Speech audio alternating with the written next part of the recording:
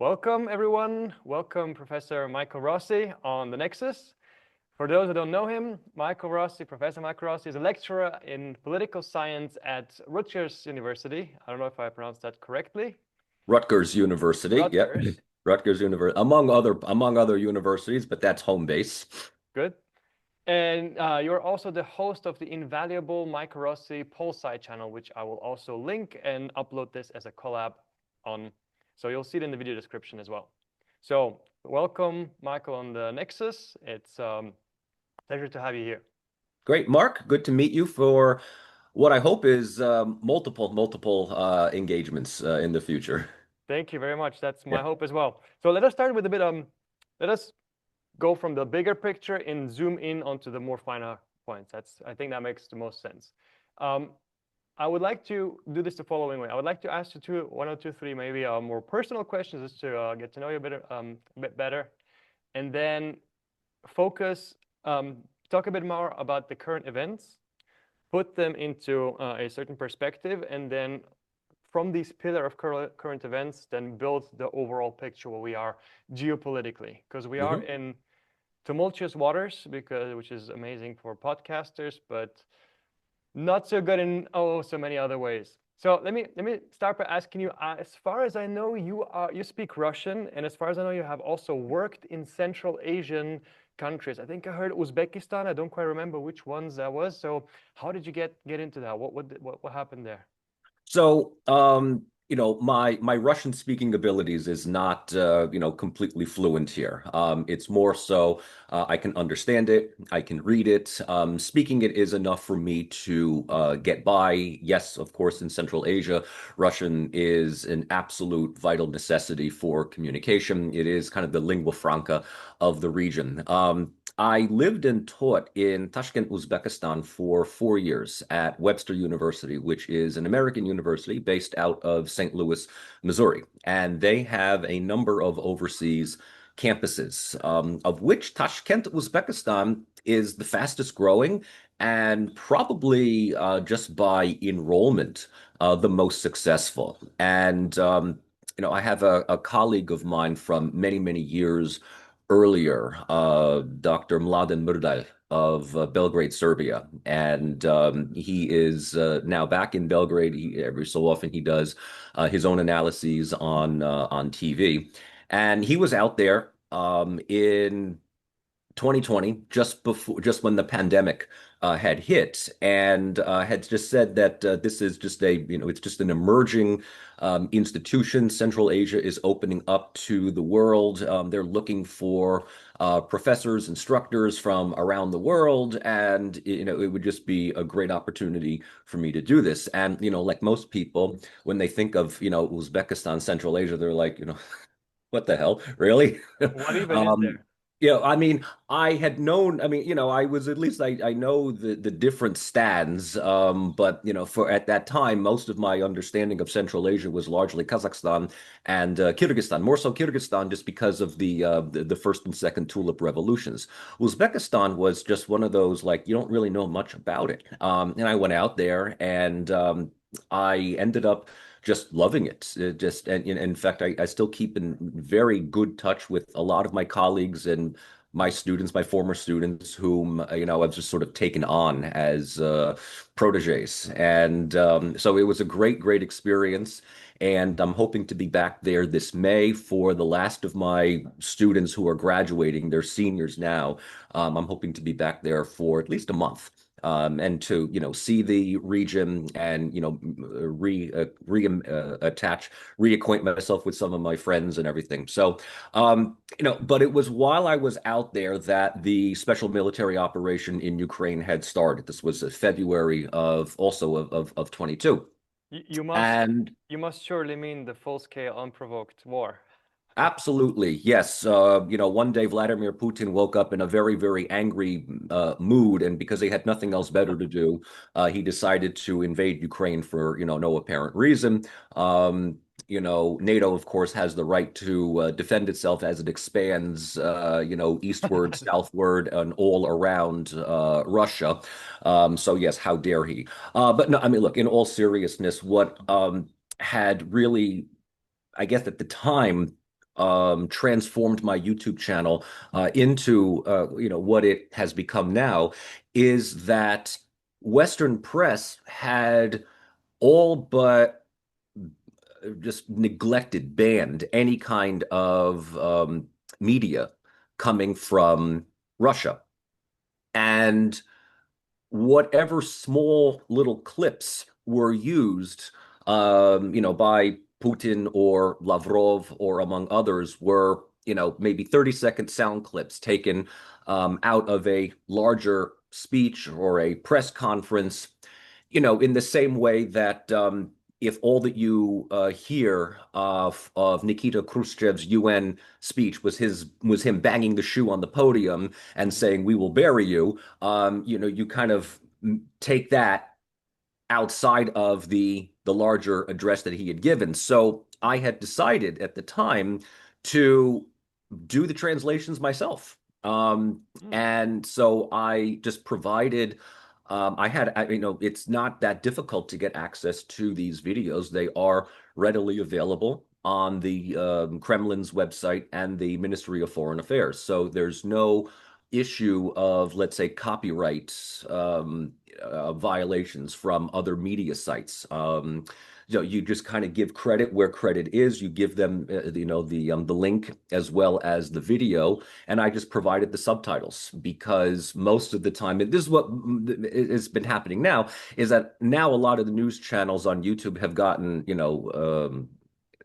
aware of this, and they provide voiceovers, they provide dubs, which I'm never a fan of, usually because it's some AI generated voice or it's some British individual who just butchers the names of foreign words. You have to give credit to the British. They just don't give a damn about how to, pronounce anything correctly or whatever. So I decide here's the original Russian. Here is the subtitles. Take it as primary sources, however way that you want. And, at the time, my channel had maybe about 8,000 subscribers, and within it just jumped up from 8,000 to like 30, 35,000. Now I have about a little bit more, about 52, 53,000. It's kind of leveled off in the past couple of months or so. But, for a while, just for a very notable while, I apparently was the only YouTube channel that was doing this. So it was a major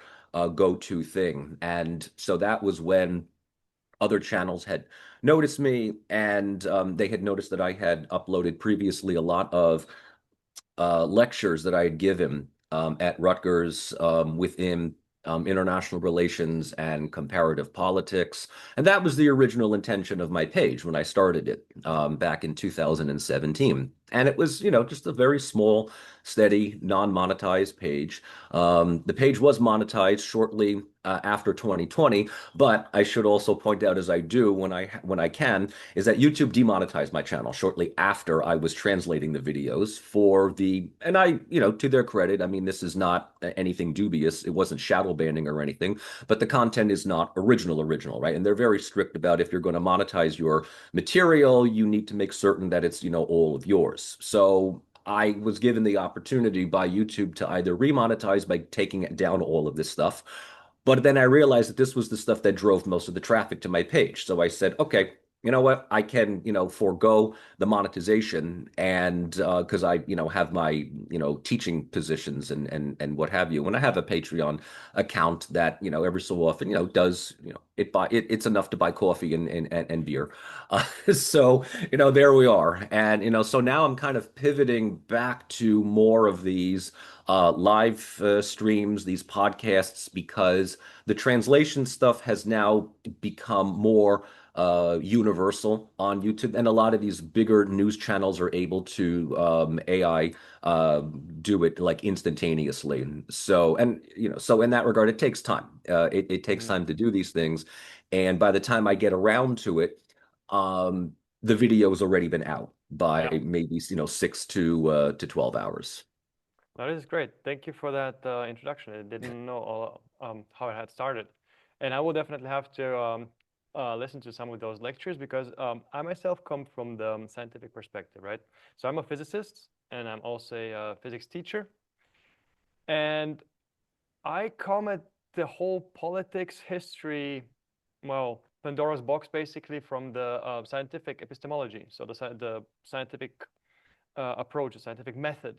Yeah. And it is so blatantly obvious that the mainstream narrative cannot hold up that, I mean, even it doesn't hold scrutiny. But let's get to that a bit later. I had one more thing that Sure. I think I heard you say in a talk with Pascal, and I think I heard you say that you are a constructivist, Yes. a diehard constructivist, and I'm puzzled by that. I mean, obviously, as a physicist, I take issue with that, right? For me, reality is an absolute that exists, right, out there. But how come? Because I believe, in so far as I can read your take, that you are a geopolitical realist, or at least some school of realism, right? How does that work together with constructivism? Sure. So I guess we're having a conversation here between a quantitativist and a qualitativist Okay. in this sense, so large N, small n, if you want to get really, nerdy method speaking here.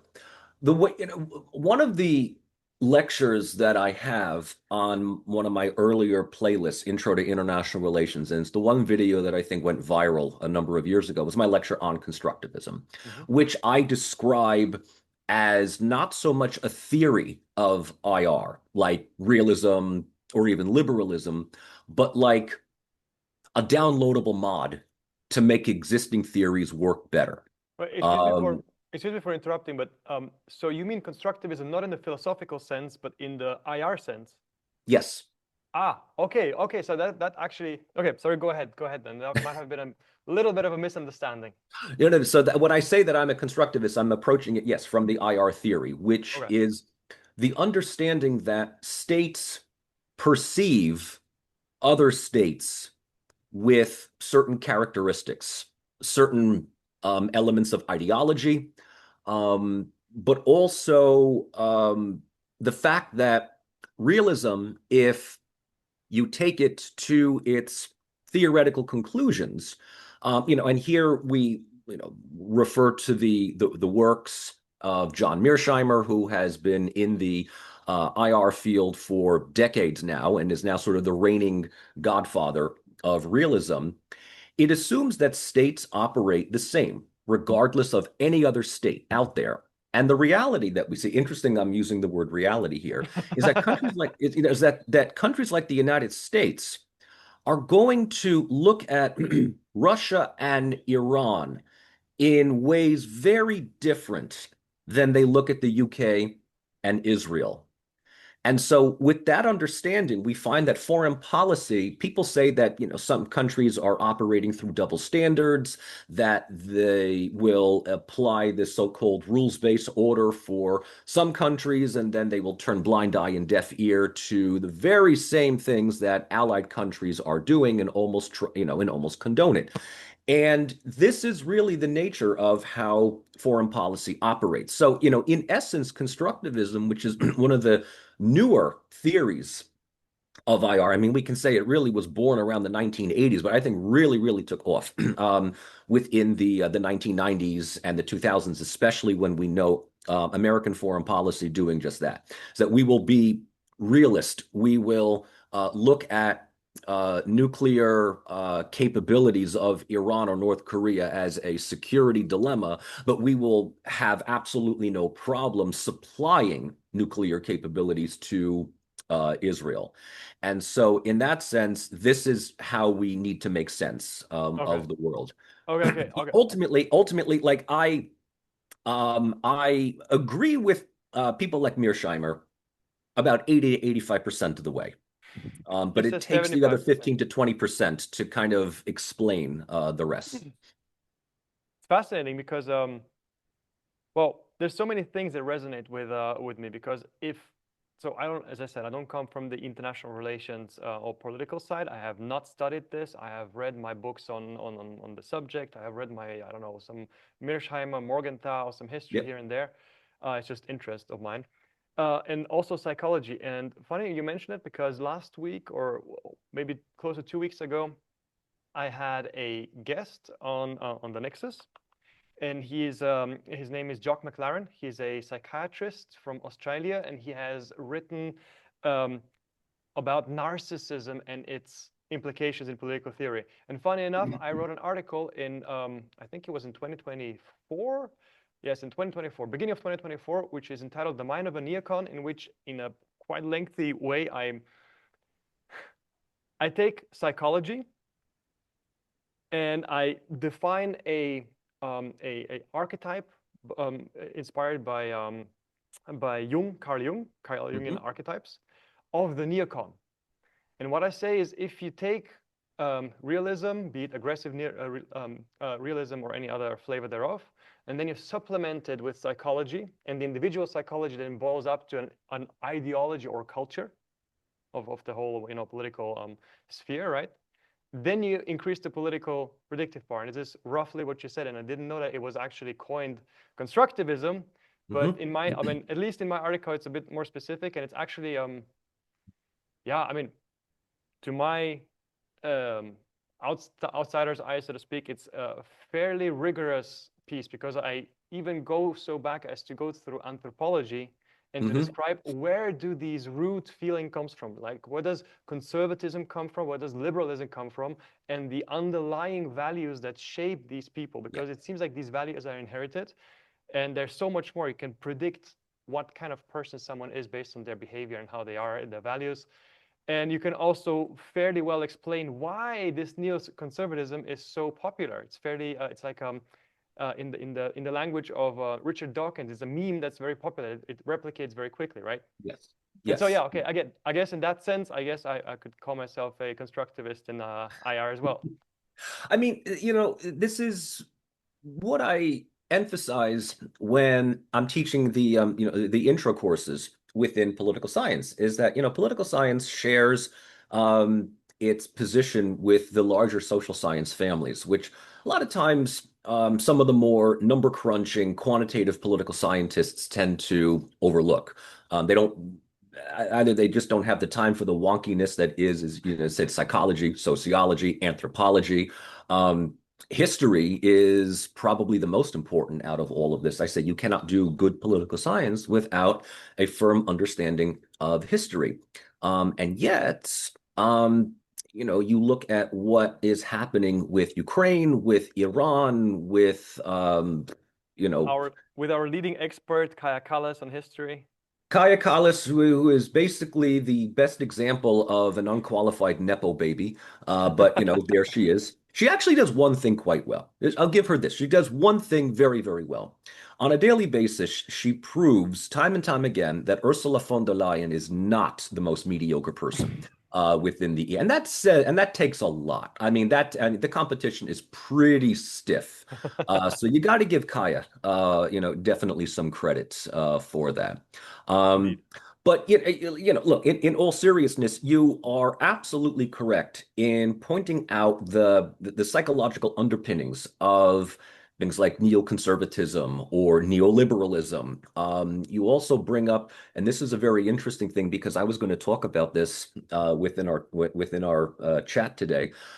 I kind of look at the United States, or more specifically Donald Trump, as a collapsing narcissist.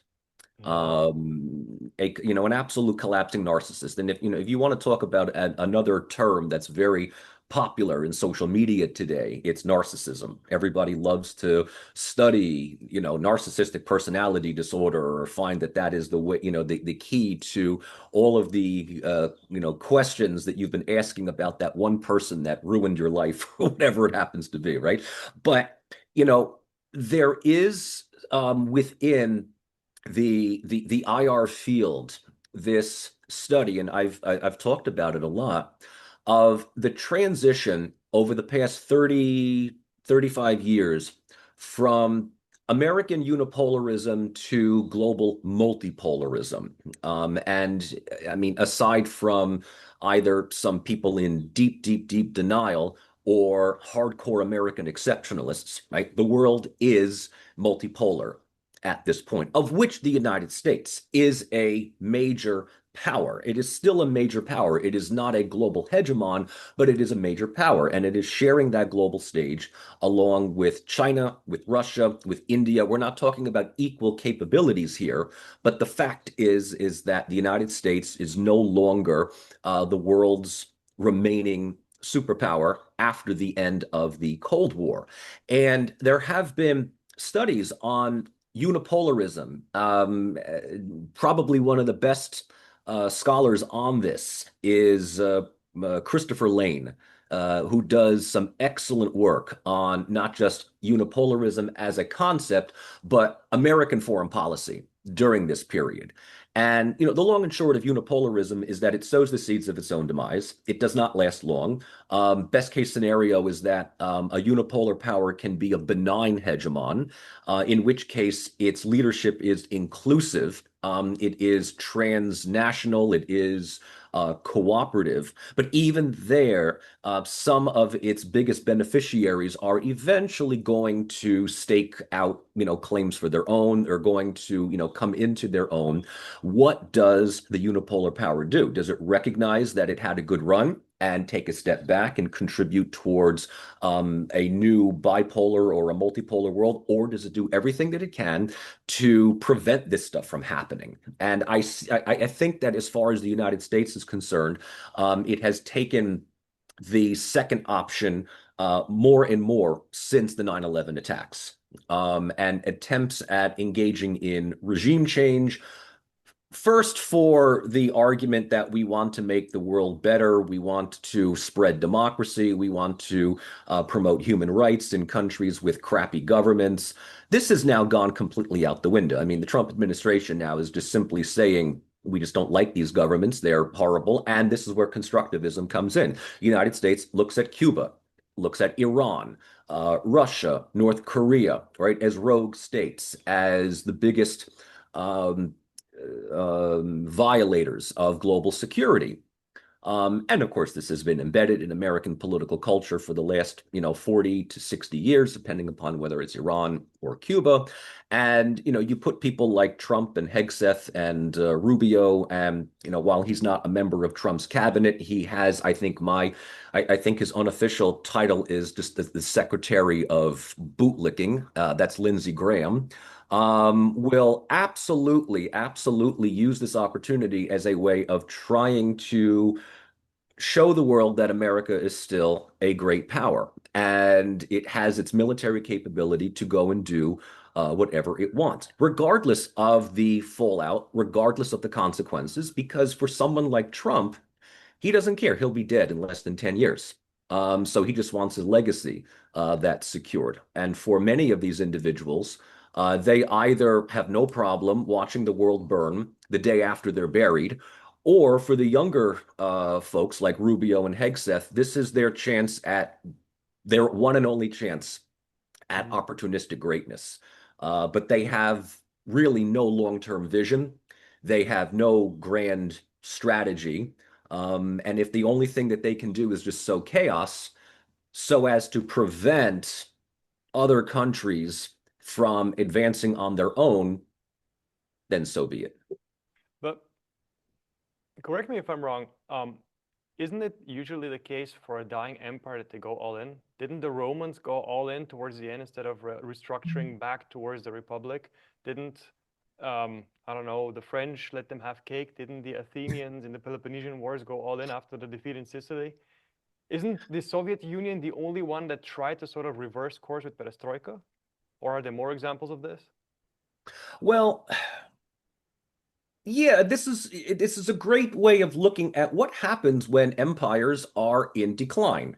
I'm not exactly sure. Roman Empire, are we talking about Western, Eastern?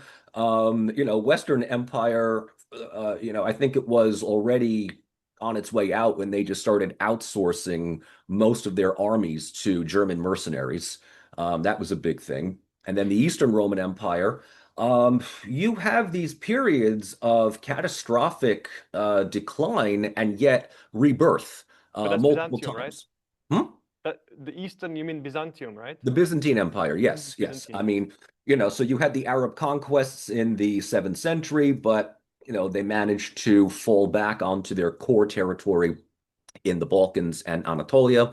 Then you had Manzikert in 1071. That was followed by the Komnenian Restoration. Then you had the Fourth Crusade. Thank you, Catholic Church, for stabbing, the empire in the back.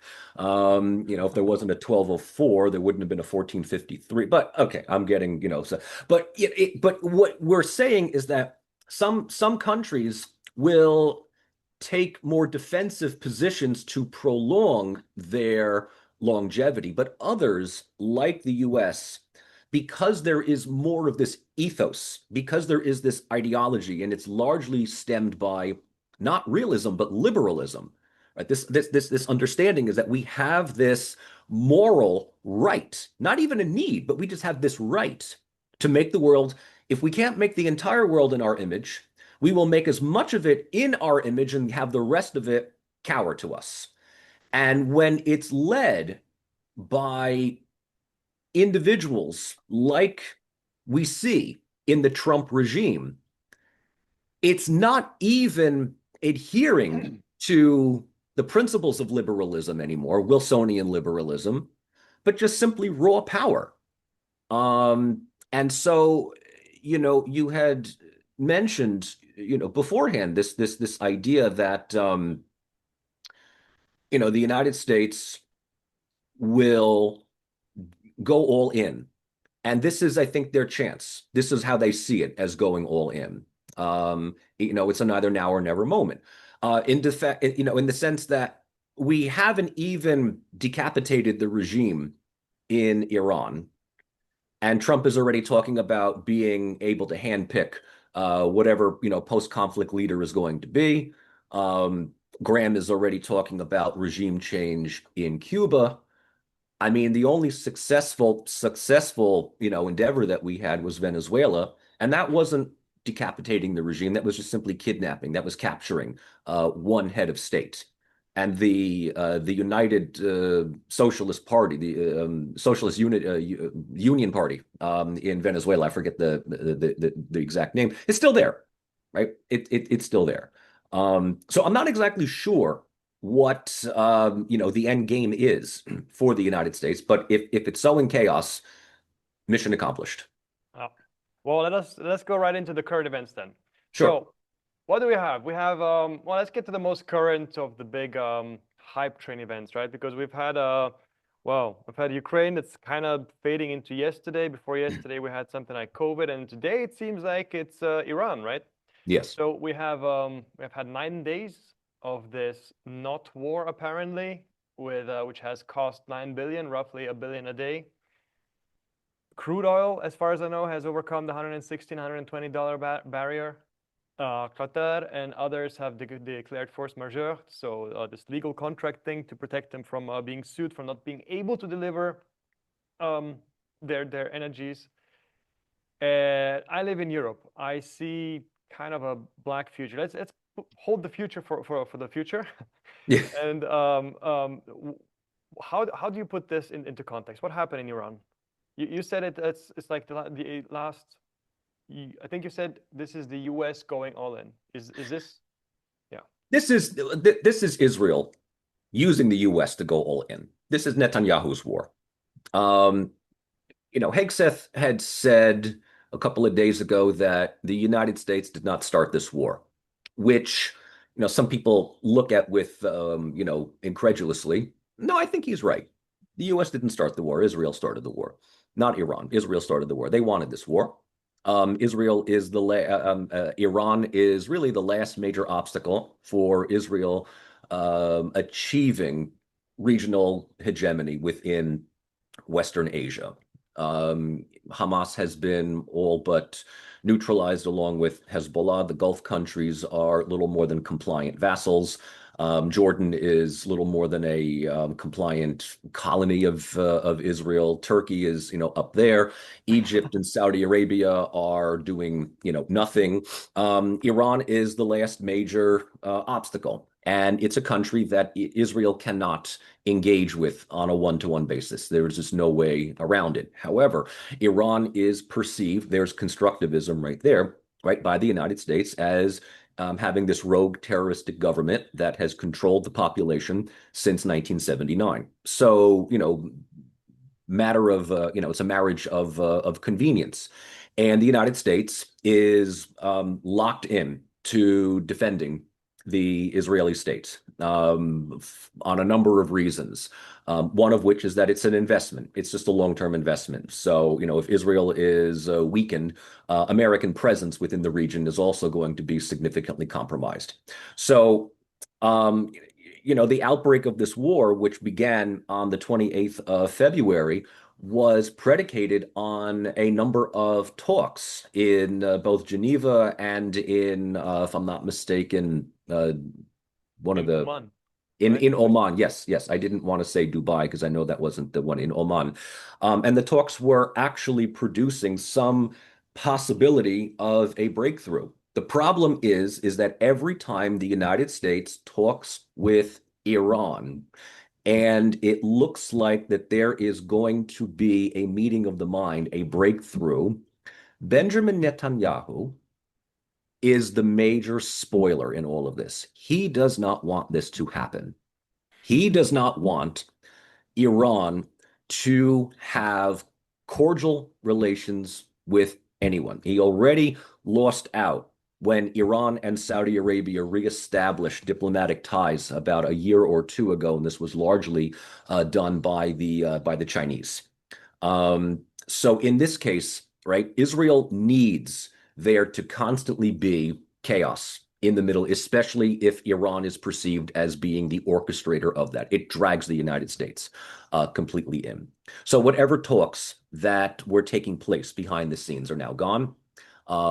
After the murder of Ayatollah Khamenei, the Iranian government has said that there is no more need for talks with the United States. This is exactly what Netanyahu, and not just Netanyahu, this is exactly what many of the hardliners in Israel want.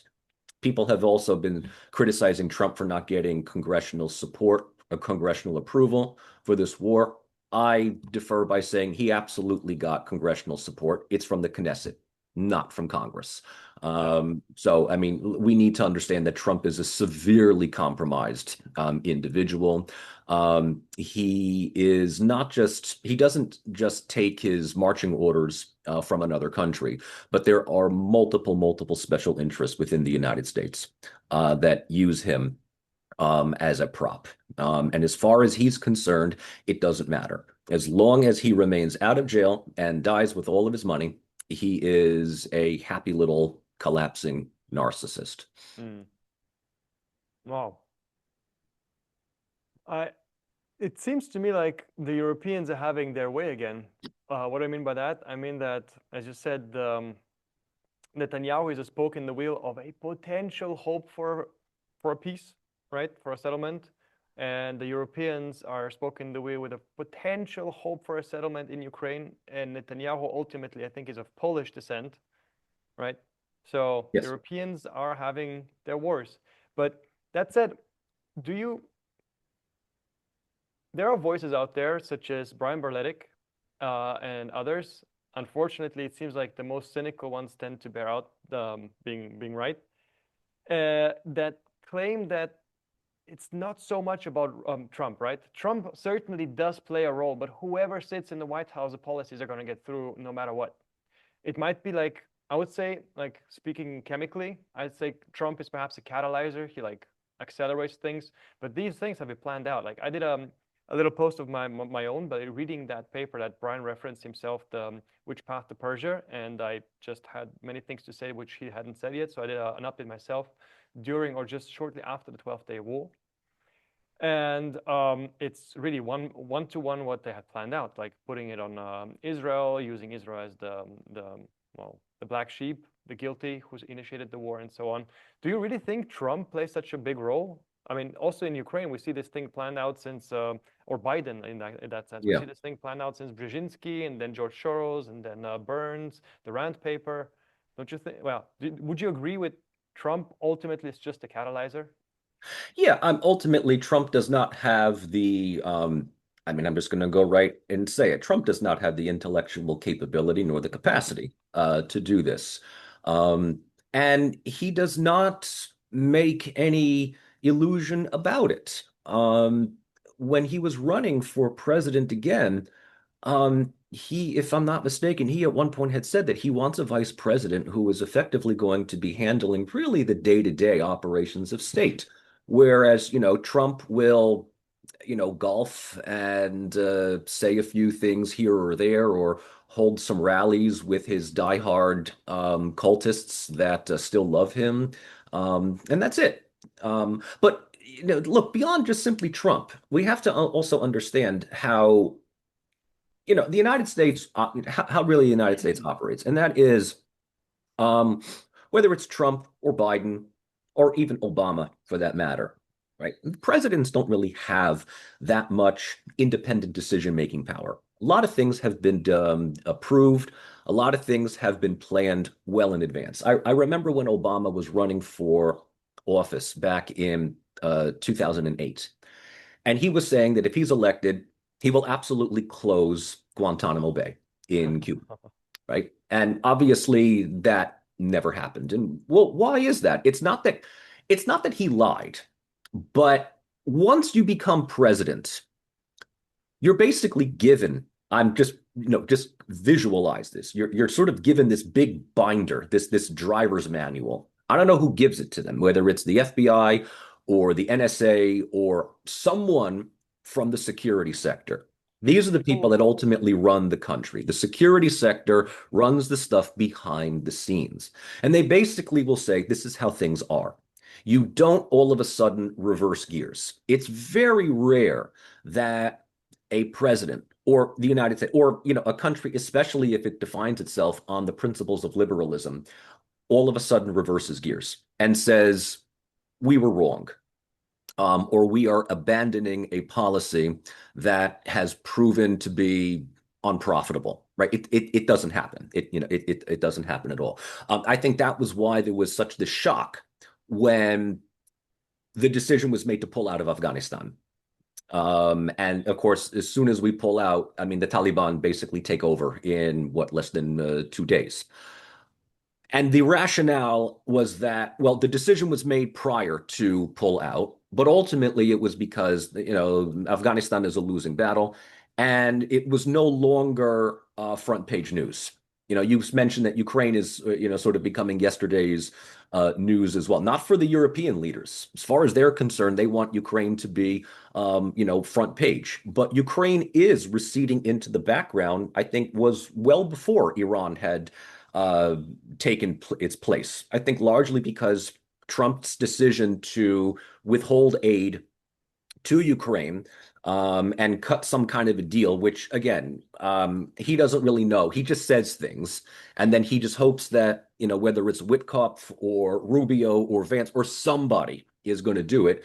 He puts his signature on it and it gets him a Nobel Peace Prize or something like that, right? I mean, that's ultimately, what it boils down to the point where it looks like Trump was warming to Russia's demand. Russia's demands have been very simple from the very beginning, but these demands are absolutely draconian when it comes to international law and the territorial sovereignty of an existing state. We are talking about changing the borders around. We're also talking about NATO admitting that they were wrong. That's not going to happen. That is ultimately not going to happen. But for the United States to somehow take or at least listen to Russia's side, I mean, this is just alarm bells ringing, all across Brussels, as well as Kiev, for that matter. But again, I don't think that Trump really has that much independent decision making at this point. I mean, he's not an FDR, he's not a Bush the Elder, he is not a Clinton. And that is also because the United States is not in a position of global supremacy and legitimacy as it once was. At this point, Trump is just simply, well, Trump is Trump. I mean, I'll just leave it at that. It's a I will leave phenomenon. I will leave it at that. Well put. So let us if you're okay with that, go into talking now more about the media and the narrative, the whole thing that Sure. shapes, the whole thing that Yeah. the Yeah. construction in constructivism, right? So just to introduce this, I would say that we identify as these democracies, right? Both Europe and the United States, the beacon, the end of history, liberal democracy. Sure. We have reached the zenith, the peak of possible human organization, right? And so, well, firstly, a serial referendum, whether you want candidate A or B, is not democracy, right? That's like serial referenda. But yeah, let's put that aside. But then even deeper than that, the whole premise of democracy, like the whole idea, is distributed decision making, right? And even before you get that legal right to cast a vote once every couple of years for person A or B, you need to have an informed population, right? And so the mainstream narrative, like the legacy media, right?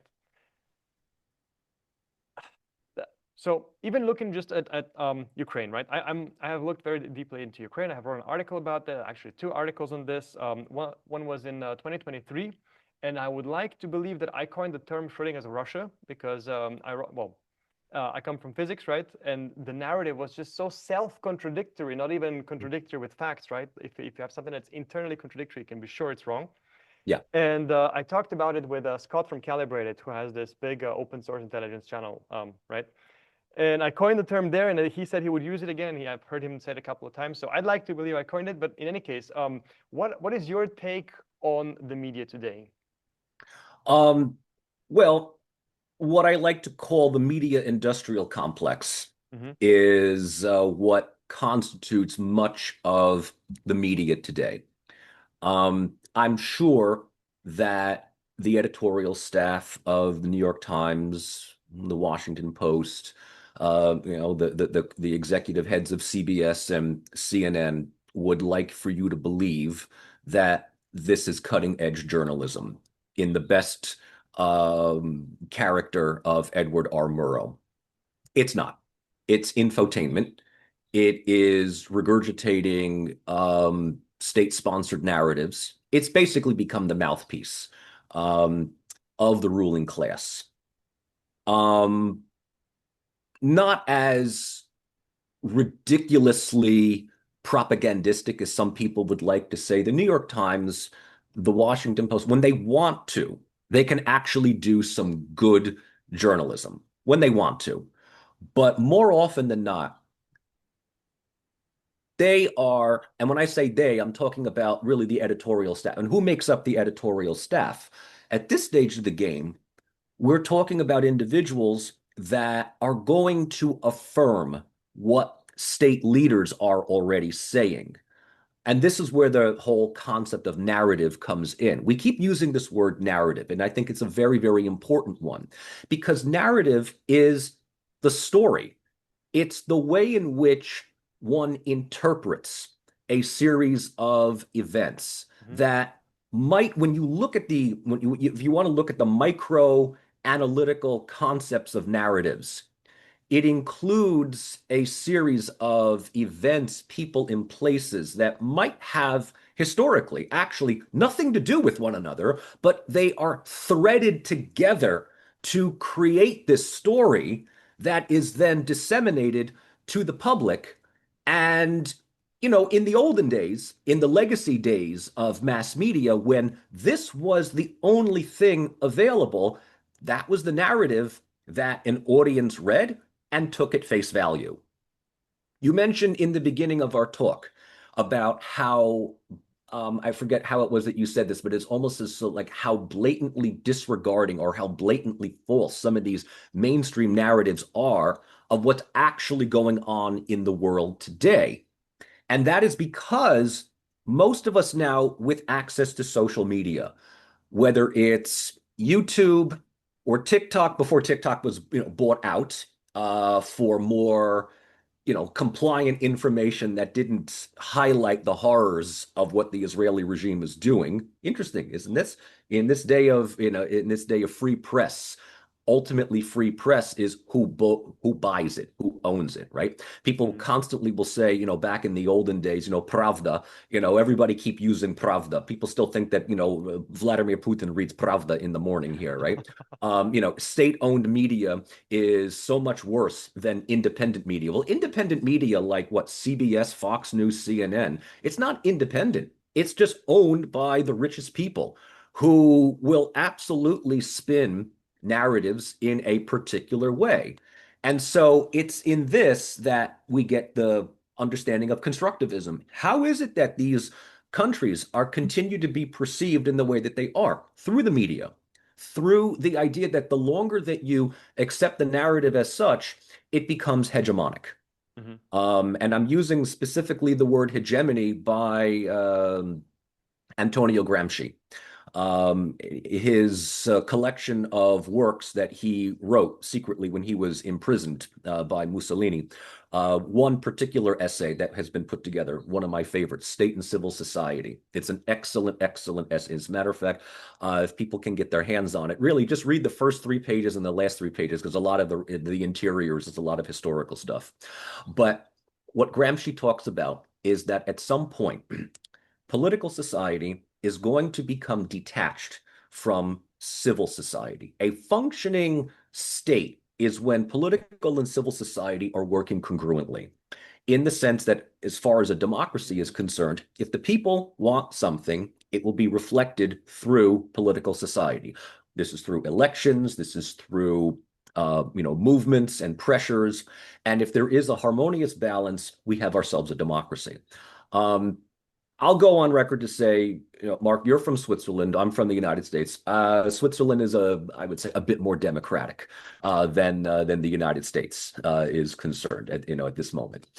In the United States, democracy is you go to a restaurant and you order a meal, and for a beverage you say, "I'll take a Coke," and the waiter or waitress says, "Is Pepsi okay?" "Yeah, sure." That's what we have. We don't really.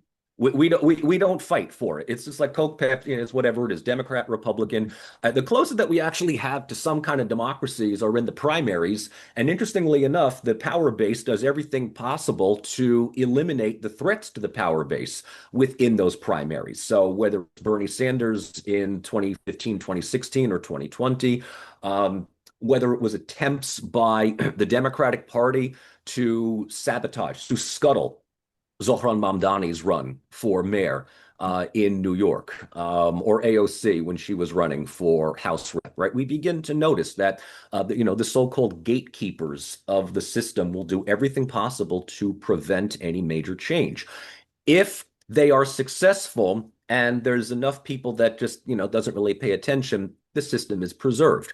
But if we see now, and this is especially true through social media, through Instagram, through TikTok, through YouTube podcasts, through Telegram. Telegram is another major one that most Americans don't know about.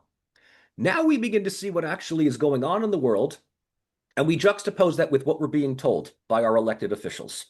And that disconnect becomes even greater when we realize, at best, at absolute best, that they are embellishing. They are really, really embellishing the truth. And at worst, they're openly lying. They're openly and absolutely lying. And when we realize that they're lying, it's like that scene in Matrix. You take the red pill and you begin to realize that this is all bullshit. The world has turned to shit, yeah. The world has turned, the world has turned to shit. And you think to yourself, how is it that the people in power can not only lie so often, but lie so horribly? It's just absolute amateur lying. And I've come to the conclusion that they lie so amateurishly because this is just what they've been doing for the longest time. They've never really had an opportunity to improve their lying. Or two, they just don't care. They're not held accountable. They're not held accountable.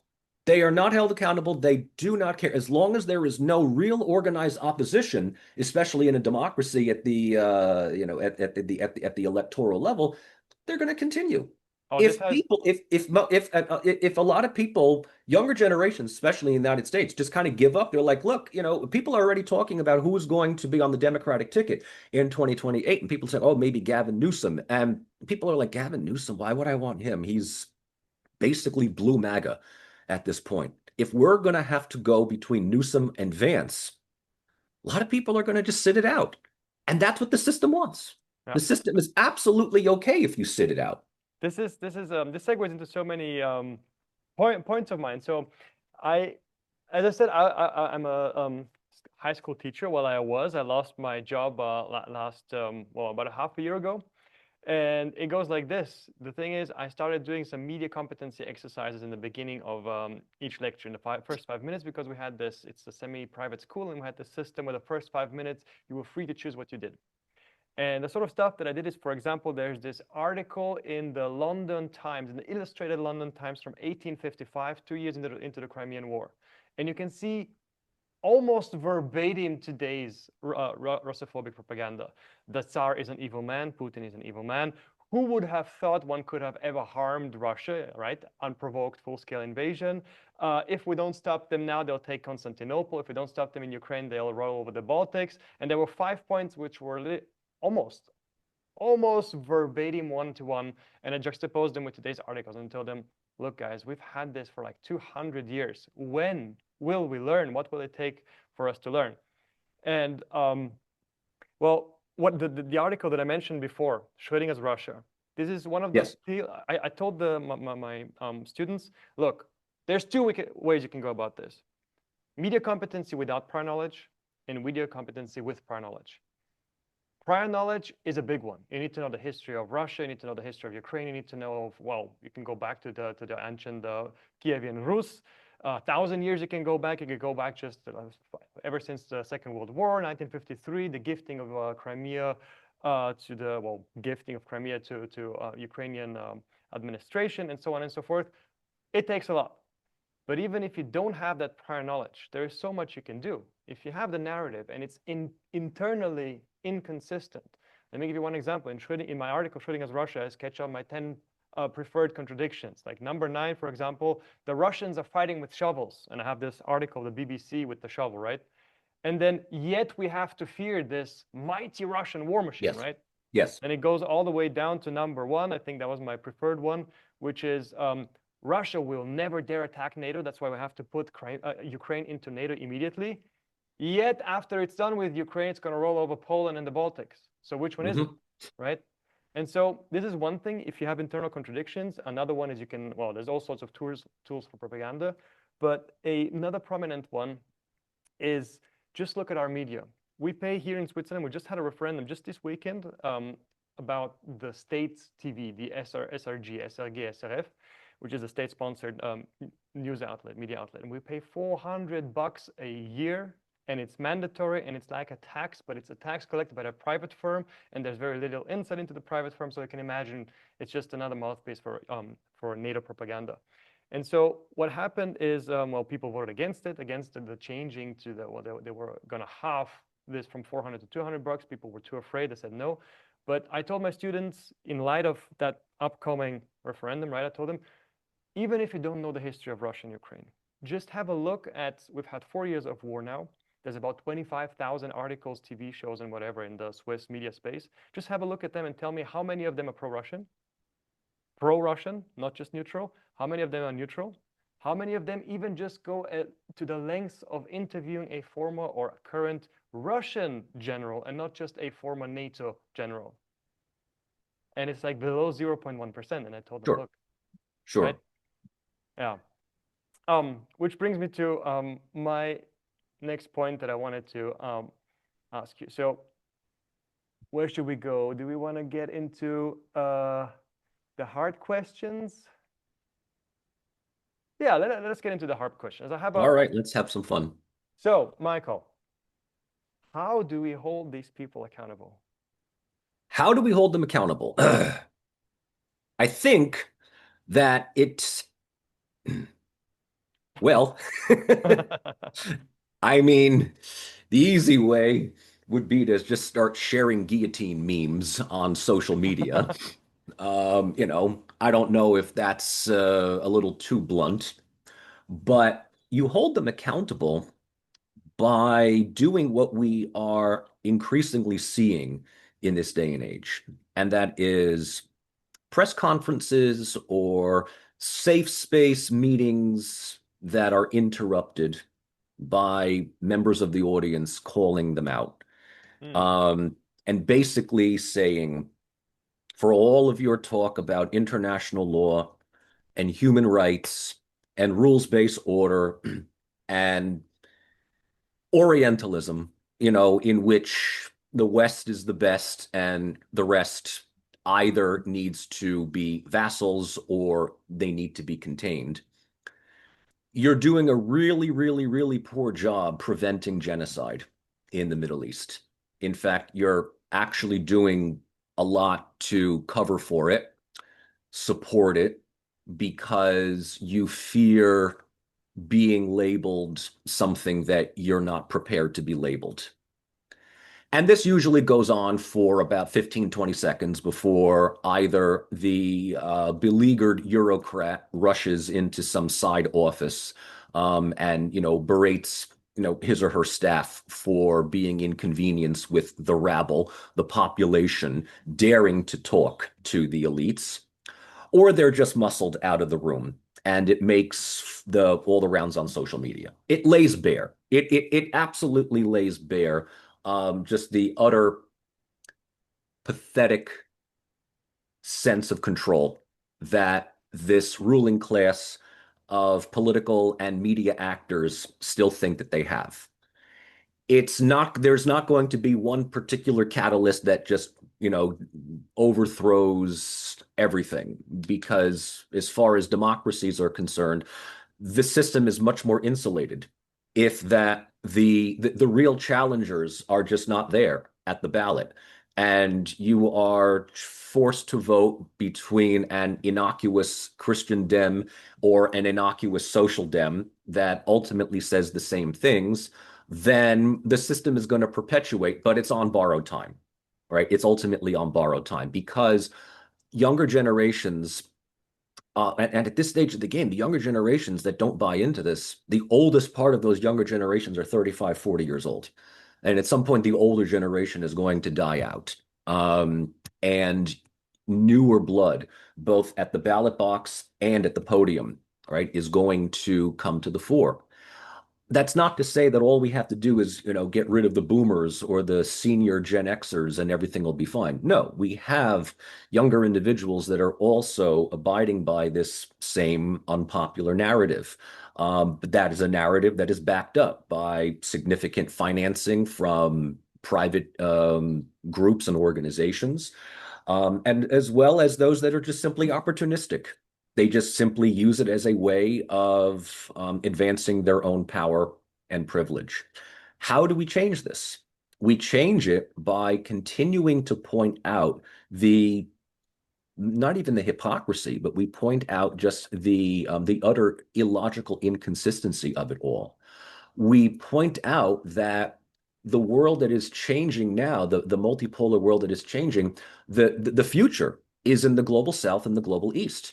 The West is, in sunset at this point. I mean, I have a question, for you, Mark, here. I mean, can you name anybody in the West? Can you name anybody in the European Union right now? Any leader that gives you some sense of hope, optimism, that demonstrates real leadership? Well, I believe you asked this, Pascal, and he had a great answer. After thinking for like half a minute, I think he came up with Claire Daly and Mick Wallace, the two Irish representatives. But they're Okay. already out, so that don't count no more. And these are also, with all respect to the Irish, we're not exactly talking about a major influential country. Yeah, no. So in It's just dissent for the sake of saying I'm not part of this. but I cannot name anyone. I actually thought about this when you asked Pascal, and it's not just that I've there is branching off of that question in my mind at least, because there's not just no one whom I can point to. That you can point to someone like Orban or maybe Fico in Slovakia, right?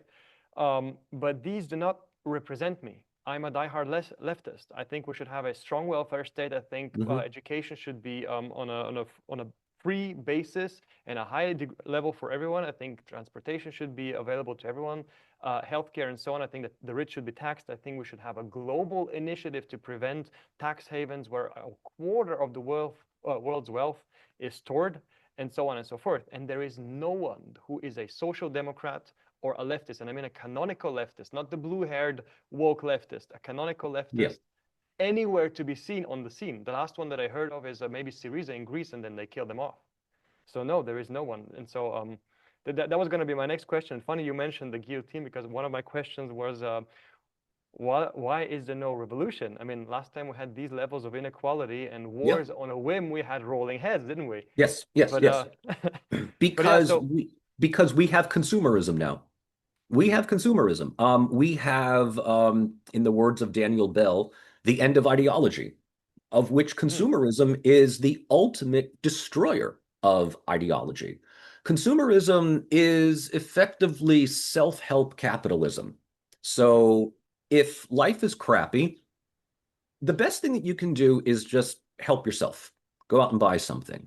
Go and treat go and treat yourself to something good. The reason why heads were rolling last time is because there was no self-indulgence. There was no internet. There was no shopping malls. There was no opportunities of saving up money and going to Dubai. And that's ultimately what ends up happening, is that there's no distraction. Consumerism, which is really a post-war American phenomenon that I will say has been just absolutely instrumental in pushing the idea of the American dream. And the idea that this is something that could be used to counter that of state-sponsored socialism from the Soviet Union. This has been, if you really want to talk about the end of history, it's not democracy. It's not liberal democracy. It's neoliberalism. It's neoliberal capitalism. It's consumerism. It is the idea that, yes, politicians may be lying sons of bitches. They may be absolutely corrupt. But at the end of the day, if I can live a relatively good, quiet, middle-class life where I'm making money, I've got a car, I can go here, I can do there, I can buy the latest gadget or whatever, that's all that's going to happen. No, that is all that is going to happen. I like to joke that now we're talking more than what is it, about 8 years ago, or longer than that, what was it, 2012. So no, what are we, help me do the math here. More than that, like 14 years. 14 years ago. That's the reason why I'm qualitative, not quantitative, right? In 2012, where I live, right, we were hit with a huge hurricane, right? Hurricane Sandy, which knocked the power out for, in some places, it knocked the power out for like a week, 2 weeks, whatever. And I think this was the closest that my country came to at least a regional uprising, because Americans were denied basically 3 critically important things: electricity, which means that no internet, and paychecks are being either delayed or deferred. For the United States, pay us twice a week, pay us twice a month, every 2 weeks, and make sure the internet works, and there will be no rolling heads, because we'll be doom scrolling. We'll be doom scrolling. That is, but I would say Europe is probably going to get hit the hardest with all of this. Economically speaking, Europe is on borrowed time, right? They've cut themselves off from energy from Russia. They are now reeling, at the pump because of what's happening with Iran. The sanctions that they have leveled against Russia are hitting them harder than we have with Russia. And a good number of Europeans are beginning to ask, why do we focus on Ukraine first and not us? When you have Olaf Scholz and then now Friedrich Merz, I'll give Merz also one big thing. Merz, like Kallas, does a great job making the predecessor, not the biggest idiot in the room. I didn't think that Olaf Scholz would not be the biggest idiot, but here comes Friedrich Merz, he's a professional transatlantic. He's a transatlanticist. I am absolutely surprised that he is CDU. He really should be FDP. He really should be FDP. There is no difference, but I mean, he is absolute FDP. I think he's FDP. He's really FDP in disguise. But it's all about, alles für Ukraine. It's all about all for Ukraine. For what? For John Q. taxpayer, the question is why? Oh, we have to be scared. We have to be scared, and the Russian bear is about to jump us, so we have to defend ourselves, right? Right, that your Schrodinger's Russia, which is a fantastic thing, right? On one level, they're stealing washing machine parts to use for weapons replacements, and yet at the same time, the barbarian horde is going to run over all of civilized Europa if we don't stop them right here and right now. Exactly. Also, we have to teach them. We have to teach them what human rights and democracy is, right? Absolutely, absolutely. And the first thing we need to do is that anybody flying the Palestinian flag needs to be arrested immediately. Have to be arrested. Immediately.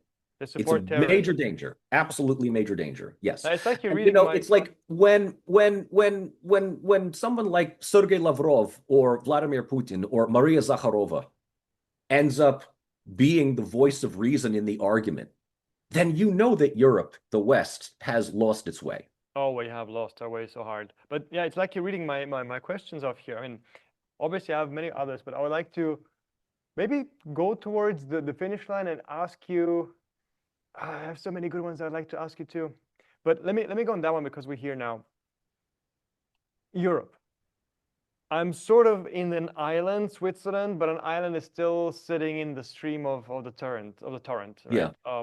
So we have Europe all around us, and we just signed, our government just signed, I think this last week, bilateral agreements with Europe, putting us, I have to read up what exactly they involve, but they involve high degree of regulations from Brussels into our industry, into our economy and finance, obviously, as well as strong ties to NATO. And so my question to you is, so first of all, we have a big storm coming towards us just in the coming weeks, like a massive inflation, price surge. We have an energy crisis. We turned off our nuclear facilities, well, in Switzerland, in Germany, in other countries as well. France's nuclear system is aging very badly. The British one is, well, it's already done for, I'd say, technology-wise. So we are having an energy crisis, and therefore the subsequent inflation, stagflation, the social welfare has to explode because people will be laid off because we have an accelerated deindustrialization. What do we do? What do we do in Europe? Do we hedge some sort of investment? Do we go invest into the I don't know, crude oil or whatever? Do we buy commodities? Do we leave Europe? Do we do a podcast? Well, first I have to say, all with all due respect to Switzerland, you guys you do everything possible to show how neutral you are, right? Switzerland is the most neutral of all countries. You are without a doubt the worst neutral country on the planet, because I mean, even during World War II, I mean, y'all took sides. Y'all were doing stuff behind the scenes. I also like the idea, just as a side note, in one of my classes, I introduced my students to the whole non-aligned movement, if you remember from the Cold War period, right? And it was the countries that were neither part of the West nor the Soviet period, that they were neutral. And I was trying to get them to be like, okay, there's like 4 major countries that started the non-aligned movement, when it was Yugoslavia, Egypt, Finland, Indonesia, and Ghana, Indonesia, Egypt, and Yugoslavia. Those are the 4 big ones. And a lot of times my students will say, oh, Switzerland as well, because it's neutral. And I'm like, Switzerland at that point is so neutral, they didn't even want to be aligned with the non-aligned movements. So, good for that. All right. To answer this question, ultimately, what Switzerland seems to be heading towards, and Germany has already been facing this now for many, many years. Model Deutschland is done. The roaring good times have now come to a halt. Diminishing returns are setting in. Germany was able to prolong its image as this country of prosperity for as long as it had, largely, if not entirely, because of Gastarbeiter labor. And the idea that so many people still think that going to Germany is going to, provide a life of prosperity. So Germany was relying on effectively cheap exploited labor. Now, you and I are good leftists, and every accusation about socialism from a capitalist is usually a self-confession.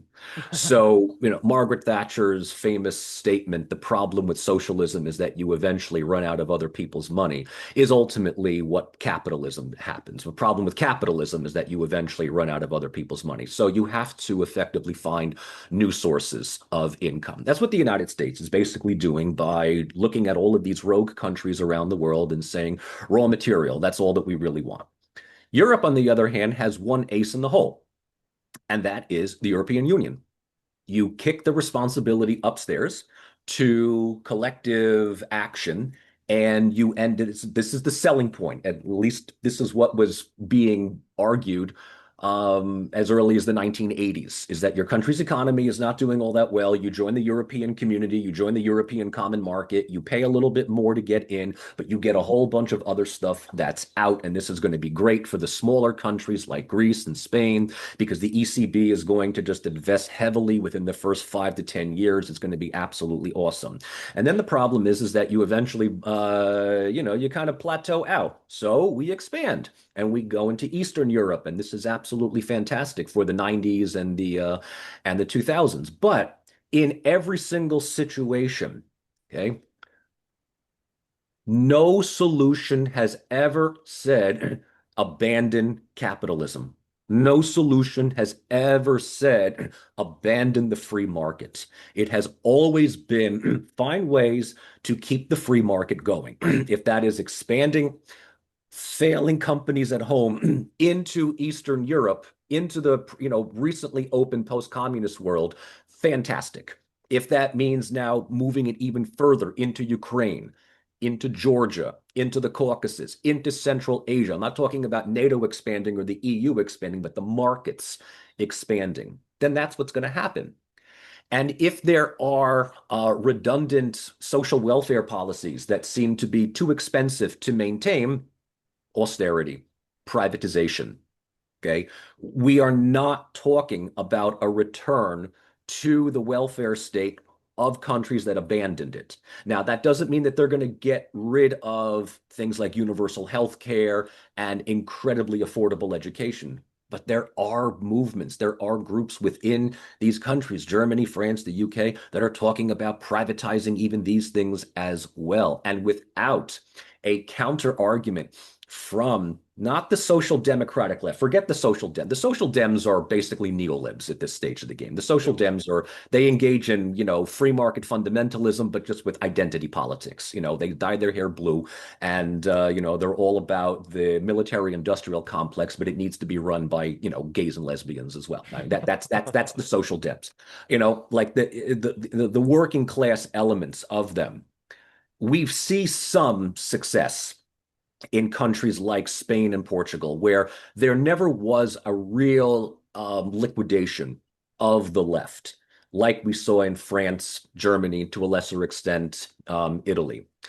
We still see some of this in the Scandinavian countries, but that is largely based on two things. A, they are industrialized. B, the populations are small. So as a result, these things, are affordable. But as more as Europe opens up, the more that it brings in more immigration, the diversification of society is concerned. This is going to eventually spill over into right-wing populism, right? Of which the Marine Le Pens and the Alice Weidels, among others, are gaining. If I'm not mistaken, I haven't checked the polls recently, but last I checked, AfD is still polling very high in Germany. And this is going to be a major challenge because, yes, these countries are proportional representative, which means that let's just say that AfD gets in the next election the plurality of votes. You're going to see Grand Coalition Greens, FDPs, whatever, they'll even bribe, threaten Sarah Wagenknecht if necessary to form this hodgepodge coalition just to keep, the next Fizos and Orbans and Babishes out of power. So you have hope that there might be a future for Europe. You're not saying abandon ship just yet? No, I mean, I don't think I have this conversation frequently with Professor James Kerr-Lindsay, who is basically he's the European idealist in my in our little group here. To which I say, look, find me the person that gives you inspiration, and that's usually where that question stops. But no, I mean, Europe is one thing that I can give, let's say, Macron credit for, and we're really lowering our standards here, but The I think sunglasses. the sunglasses, okay, not bad. I mean, Scholz wears this stupid pirate patch, and Macron is showing up with aviator glasses. So I mean, he at least he's got a sense of style. Macron has said, among others, that the relationship with the United States is over. This honeymoon period is over. And I think that what Europe needs to realize is that there is no going back to what was in the post-Trump period. I think a lot of people are thinking that all we have to do is wait for Trump to come and go, and some innocuous free market Democrat like Kamala or Buttigieg and everything goes right back to the way it was. It won't. It will not. And it certainly won't if the MAGA legacy continues under Vance or Rubio, and there is very much a high chance of that happening, depending upon which cardboard cutout the Democrats force us to vote for, in 2 years. So Europe, I think, is in a position where it is beginning to realize that it needs to take more of an independent foreign policy. And it is doing this, pardon me for just, okay, that's my phone. They're taking steps in Central Asia, more so in the, economic, tourism, commodity, education element. They're beginning to realize that they actually have to engage with African states on an equal one-on-one basis. Especially West Africa is no longer just taking lip service from the British or the French, and they are much more willing to work with the Chinese and the Russians. So, my goodness, sorry about that. So, that's kind of where, that's where I see Europe. I mean, Europe right now, I mean, we can have a whole conversation about this, but in order for Europe to really get its act together, this current gaggle of mediocre bureaucrats needs to step aside for younger, more dynamic, more innovative ideas. Mm-hmm. All right. So I have many more questions, but I think we can go into more detail in another episode, if you're down. Or how about just one more for good luck? One more. One more for fun. What can I ask you then? Well, it has parallels to what we have been talking about, but it might be a big one, so we might actually have to split it open, because I've been writing a book on ethics. That one's almost done, but I have this manuscript, which is by far, I cannot even call it a manuscript. Well, it's maybe one day going to be a book. But one question I keep coming back towards, since we talked economics, right, and we talked politics, and we talked accountability, is how do you separate money from power? And I don't mean that just like I don't know, with this classic video of Putin where he makes this oligarch sign that he's going to create the enterprise here. I don't mean by a hard brute force frame of laws and regulations. I mean the economy and the state is kind of like a complex system of homeostasis, right? My girlfriend studies medicine. You see all sorts of complex mechanisms to keep the, I don't know, the Ca2 calcium levels, the natron levels, whatever. It's a complex system of homeostasis, right? And I see economics and politics in a similar light. How can we build a complex system of homeostatic mechanisms that by design and by incentive and without complex overregulation with plentiful loopholes actually separates money from power? Yeah. Short answer, Maoism.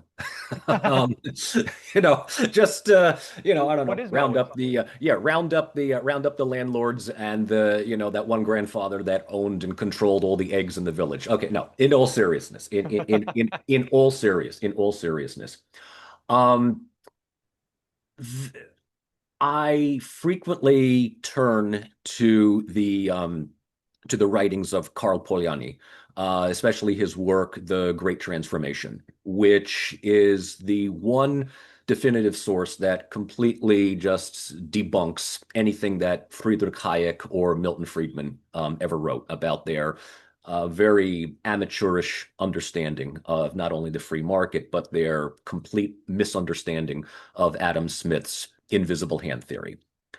And ultimately, what Polanyi says is that states states deregulate the market, which in and of itself is a form of regulation.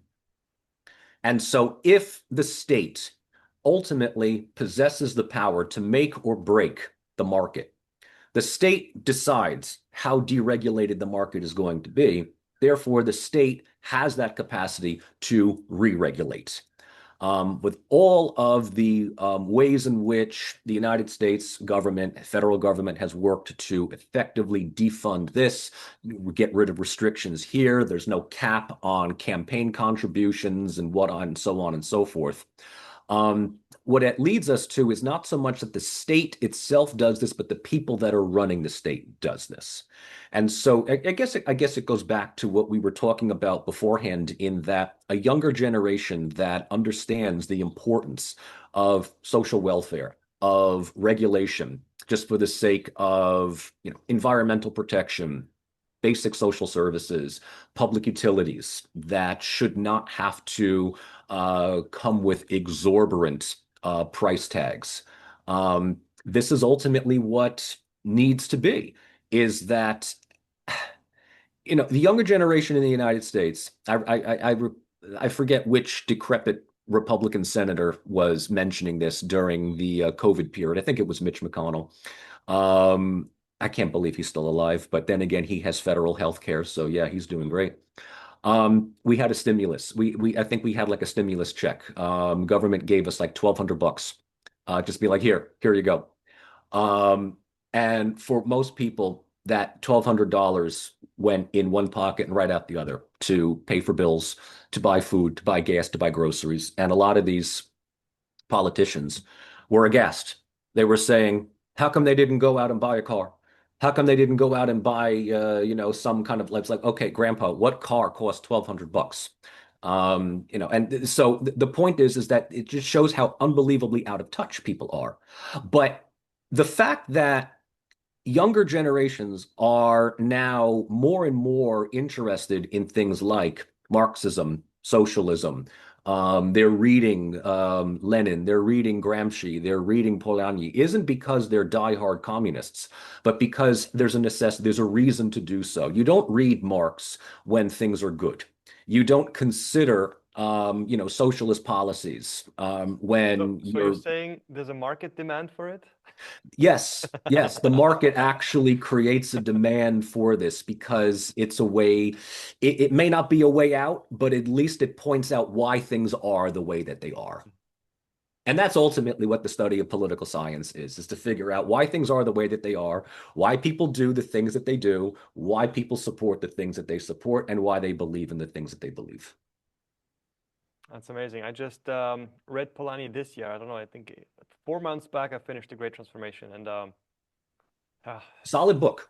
a It's a whole other solid book. podcast can be done. Well, series, a lecture can be done on it. It's great, Sure. great stuff. Yeah, but it's So a solid work. I have so much more about Ukraine and so on, but I would say at this point, thank you, Michael. Thank you, Professor Rossi. My pleasure, Amazing talk. Mark. Where can people follow you? So my channel, Michael Rossi Poli Sci. It's just my name, Poli Sci. That's about it. And as I said, my page is not monetized. I do have a Patreon account, a very small one. As I said, I'm absolutely grateful and happy for those who have supported me and sponsored me over the last couple of years or so. And there are some ideas, some lectures that I am putting together on my own channel that I hope to publish within the next coming weeks or so that gives big picture things as well. Because I am sort of moving away from the translation stuff now. YouTube has changed its algorithms in the last 6 to 8 months or so. So the engagement was not as great as it once was. But yeah, Michael Rossi Poli-Sci is the best place to reach me. And yeah, that's, we can discuss more our next topic. All right. Thank you very much, Michael. Have a lovely day. For me, it's afternoon. And see you next time. Thanks, Mark. Bye-bye. Bye-bye.